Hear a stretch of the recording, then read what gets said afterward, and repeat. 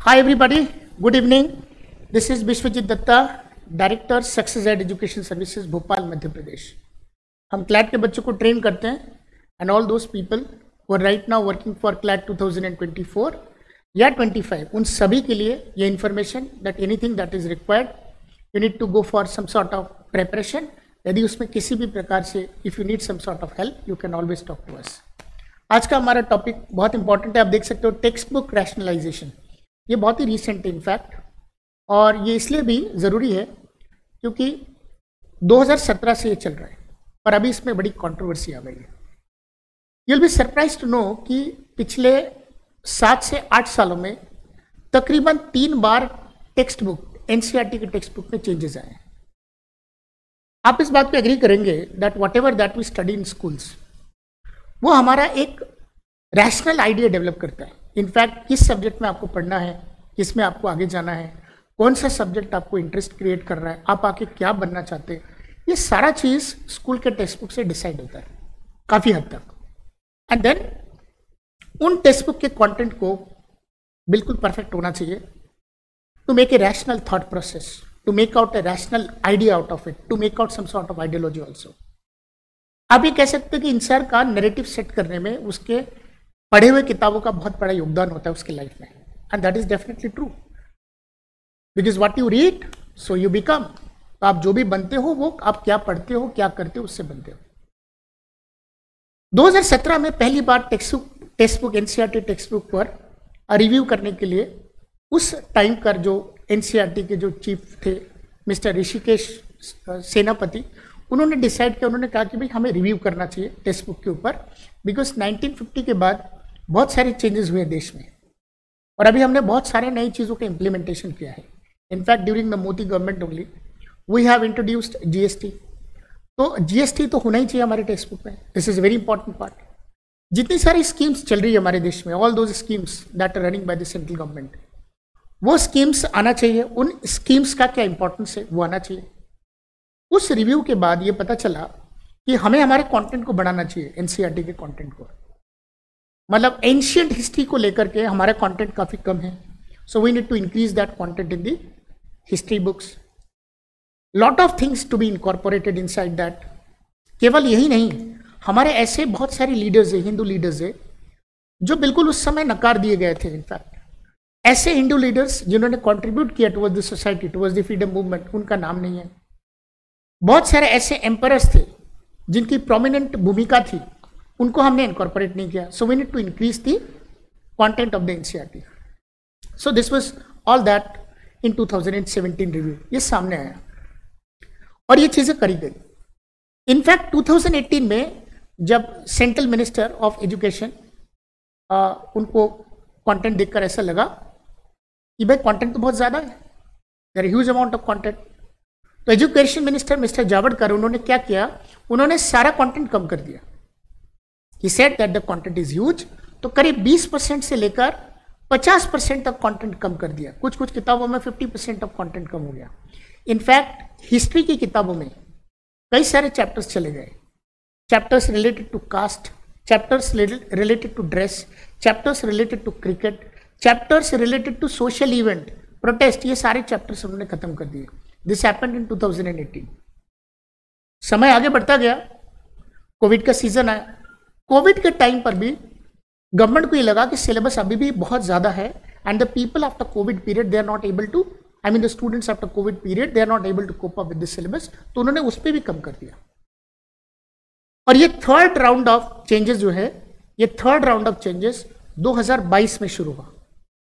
तो 2018 में तो आपने सिलेबस बिल्कुल कम कर दिया और 2022 में आपने सिलेबस कम किया और बहुत सारे चैप्टर्स आपने हटा दिए। और किताबें जब रीप्रिंट होकर अब मार्केट में जब आई तो we got to see that the chapters that were removed from the books they were the prominent chapters. Example, किताबों से ये चैप्टर पूरा का पूरा निकाल दिया गया, the achievements of the Mughal era, Babur, Humayun, okay, Akbar, Jahangir, Shahjahan, Aurangzeb, इनके जितने भी प्रोमिनेंट अचीवमेंट्स थे उसके ऊपर पूरा चैप्टर खत्म कर दिया। Almost maximum part of the chapter has taken out from the book.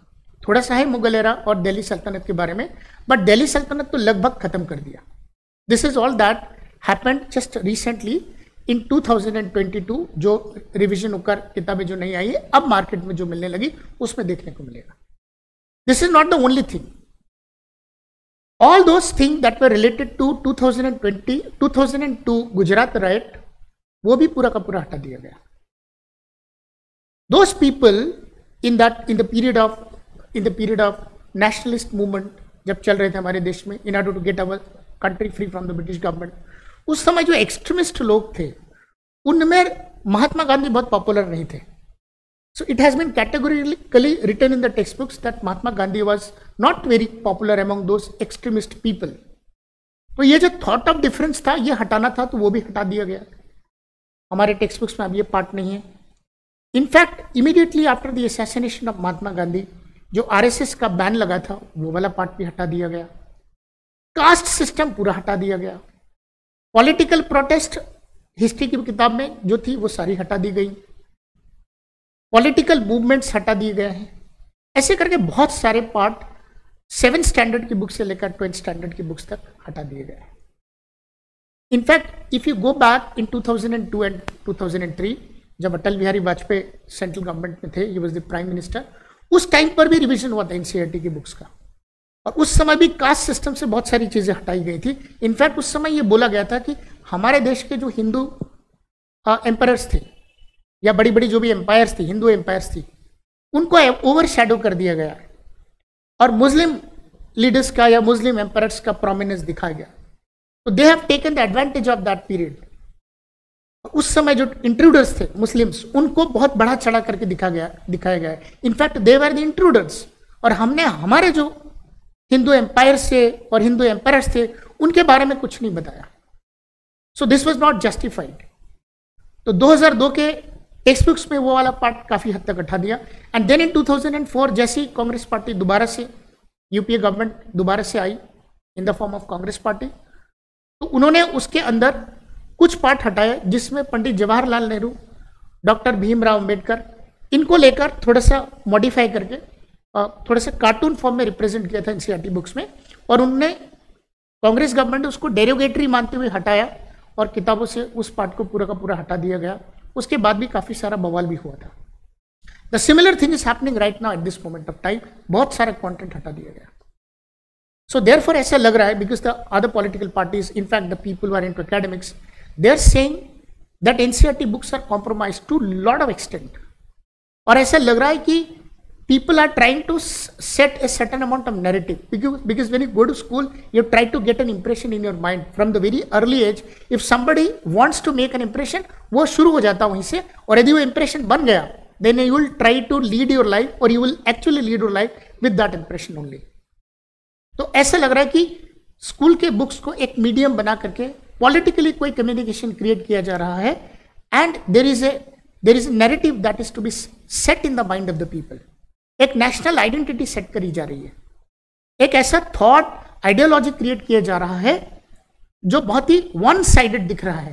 That is the reason why the academics, the academicians and the people into the other side, they are talking and they are criticizing this particular aspect. In fact, you will find lot many people saying that the chapters in the NCERT books, in fact maths और science में तो कम cut है, but उस cut के कारण भी बहुत problems होती है. Students are not able to correlate with the concept. As you know, in mathematics, you need to have the proper movement from one concept to another concept. The transaction has to be very proper, and that is to be done when the concepts are aligned properly. So if you take one chapter or one concept or some part of the concept out of the book, it is going to create lot of confusion in the mind of the student. यहाँ पर कम हुआ है, लेकिन हुआ जरूर है.